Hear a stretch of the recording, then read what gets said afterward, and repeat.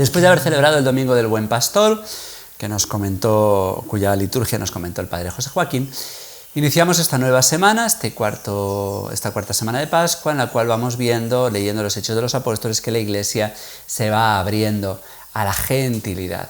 El Señor había sido enviado para las ovejas descarriadas de Israel, así se lo había manifestado a la mujer sirofenicia que pedía que se curase a su hija, y el Señor le dice que ha sido enviado para los hijos y no para los perritos. Pues ahora se abre a la gentilidad, a los perritos, la fe, porque el Señor había predicho que los discípulos llegarían más lejos y harían obras más grandes que Él, porque en realidad las hace Él, pero a través de la Iglesia. Todo el capítulo 10 lo omite la liturgia, entonces voy a ver ahora cómo soy capaz de comentar la lectura de los hechos que toca hoy y previamente adelantarles este capítulo precioso que nos va a narrar los hechos. Se omite porque en realidad en el capítulo 11 hay un resumen que veremos a continuación. El capítulo 10 nos habla de la relación entre Pedro y el centurión Cornelio. Luego en el capítulo 11 se nos va a resumir. Vamos a ver si somos capaces. Había en Cesarea un hombre llamado Cornelio. Era un centurión de la corte itálica. Centurión propiamente es el que manda sobre 100 hombres, pero es más que eso, porque en realidad una corte consta de 2 a 5 centurias, o sea que un centurión en realidad lleva varias centurias. Pues este hombre, por lo tanto importante, de la corte itálica, piadoso y temeroso de Dios, como toda su familia, daba muchas limosnas, como la muchacha que veíamos el último día, el sábado, Tabita. Como la gracia de Dios está destinada a gente sencilla, que es llamada a ser anónima, como Tabita, y judía, y a alguien pagano, como es el centurión Cornelio. Este centurión, temeroso y piadoso, dice la liturgia, aparte de que daba muchas limosnas, dice los Hechos de los Apóstoles, que continuamente oraba a Dios. Debía rezar las horas litúrgicas. Es muy posible que fuera si no un prosélito, un temeroso de Dios. Estas personas que se van acercando a la verdadera fe por el testimonio de muchos de ellos. Perdón. Esta alergia no nos deja. Bien, Cornelio tiene una visión. A la hora nona, el ángel de Dios, luego dirá solo el ángel. Muchas veces en la Escritura no somos capaces de ver siempre si es un ángel, pero cuando se dice así el ángel, normalmente es una persona divina, el Espíritu Santo, o a veces el Hijo, antes de la encarnación. En este caso, pues sería más bien el Espíritu Santo, parece. El ángel de Dios entraba en su casa y le decía: Cornelio. Él miró fijamente, lleno de espanto, respondiendo: ¿qué pasa, Señor? Tus oraciones y tus limosnas han subido ante la presencia de Dios. Tu oración es grata a Dios. La oración de un pagano, ojo. Envía, le dice, hombres a Jaffa, a Jope, a Tel Aviv, a la actual capital de Israel, en la costa mediterránea, y haz venir a un tal Simón, el Papa ni más ni menos, al que llaman Pedro. Se hospeda en la casa de un tal Simón, el curtidor. Decíamos el sábado que no está bien visto este trato con alguien que está con animales muertos, con la piel de los animales, y le manda a llamar. Fue a 2 criados y a un soldado y los envió a Jope contándole su aparición. Mientras tanto, el Señor también está preparando a Pedro. Pedro, al día siguiente, a 46 kilómetros de ahí, Cesarea y Jope están casi a 50 kilómetros de distancia. Mientras ellos iban de camino, Pedro está rezando en la hora sexta, las 12 del mediodía, y sintió hambre y quiso comer. Y mientras le preparaban la comida, le sobrevino un éxtasis. Esta aparición va a ser muy importante, tanto que nos la va a contar con todo detalle de un modo reiterado 2 veces San Lucas. Y vio los cielos abiertos y que bajaba hacia la tierra algo así como un gran lienzo, una especie de mantel, atado por las 4 puntas, y dentro de él, de ese mantel atado por las 4 puntas, cuando se abre, se ve toda suerte de cuadrúpedos, reptiles, aves del cielo, y una voz le dice: levántate, Pedro, mata, sacrifica y come.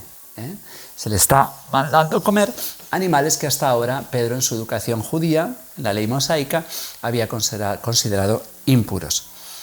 Pedro, con ese ímpetu que conserva incluso después de Pentecostés, se resiste. De ningún modo, jamás he comido nada profano e impuro. La voz le dice por segunda vez: lo que Dios ha purificado no lo llames impuro, profano. Así hasta 3 veces. Y el pañuelo, con todos los animales, es levantado. Bueno, mientras Pedro está perplejo pensando en esta visión, se le aparece los hombres, no se le aparece, bien llegan los hombres de Cornelio y le comentan la visión del centurión. Baja enseguida y vete sin vacilar con esos que te buscan, le dirá el Espíritu. Ahora dice el Espíritu, no dice el ángel. Así que al día siguiente se fue con ellos y con algunos hermanos a Jope o a Jaffa. Cuando llega hasta Cornelio, el centurión, hombre importante, invasor, se postra ante un pescador, jefe de esta incipiente iglesia que para ellos es una secta, sin apenas importancia todavía, y le dice: levántate también, que soy un hombre. Sabes que no le está permitido a un judío juntarse con extranjeros ni entrar en sus casas, le dice, pero se me ha mostrado que nadie es profano e impuro. No solo los animales dejan de ser profanos, sino que las personas dejan de ser profanas.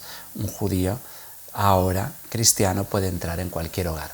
Nos vamos dando cuenta, y lo vamos a ver a lo largo de estos días, que la Iglesia se está haciendo católica, universal, que nos puede parecer ahora muy normal y parece una invención de la Revolución Francesa, eso de la igualdad de todos los hombres. Es un descubrimiento cristiano.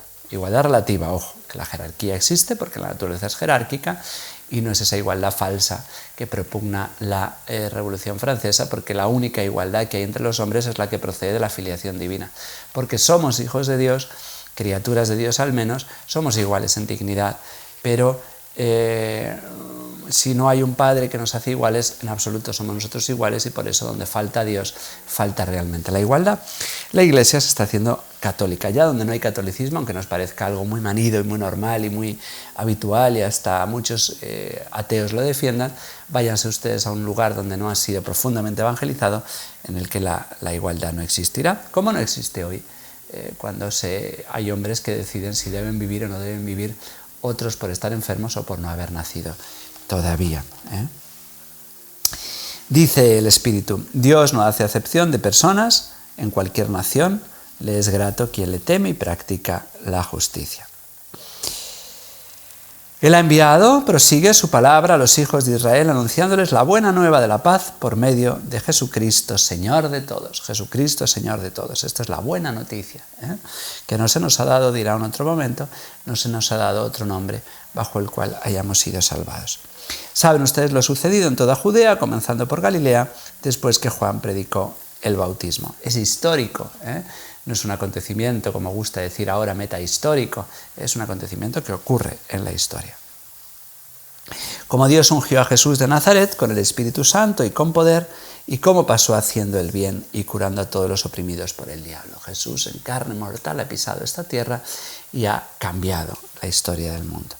Y nosotros somos testigos de todo lo que hizo en la región de los judíos y en Jerusalén, a quien llegaron a matar colgándolo de un madero, y Dios le resucitó. Está anunciando el querigma, esa gran noticia, esa buena nueva de que Dios ha entrado en la historia, de que ha redimido el tiempo y el espacio y de que nos ha resucitado.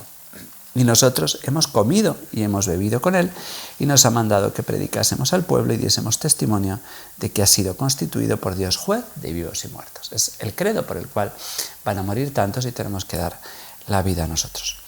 Ya lo habían anunciado los profetas, ellos dan testimonio de Él, y todo el que cree en Él alcanza por su nombre el perdón de los pecados. Es el gran anuncio, la gran catequesis de San Pedro, la que seguimos dando nosotros para transformar la vida de aquellos que nos escuchan. Y aquí viene un Pentecostés para los gentiles, porque dichas estas palabras, el Espíritu Santo cayó sobre todos los que le escuchaban. Y los circuncisos, los que venían con Pedro, que eran judíos, se quedaron asombrados de que también a los gentiles, porque estos eran judíos circuncidados, cristianos, ve que empieza a haber por todas partes el Espíritu Santo va descendiendo también sobre los cristianos. ¿Acaso puede alguno negar el agua del bautismo a estos que han recibido el Espíritu Santo como nosotros? El Espíritu Santo está hablando. Y entonces aquel centurión pagano, invasor romano, es bautizado. Los militares mal vistos por los celotes, por el mismo Pedro y los apóstoles, cuando todavía no habían recibido el Espíritu Santo, pues ahora van viendo que todo el mundo está llamado a la conversión. Hasta aquí el capítulo 10 que la liturgia omite. Y ahora viene propiamente el texto de hoy, el comienzo del capítulo 11, que es un resumen de esto. Vuelve a narrar San Pedro, a hacer un resumen de lo que ha ocurrido.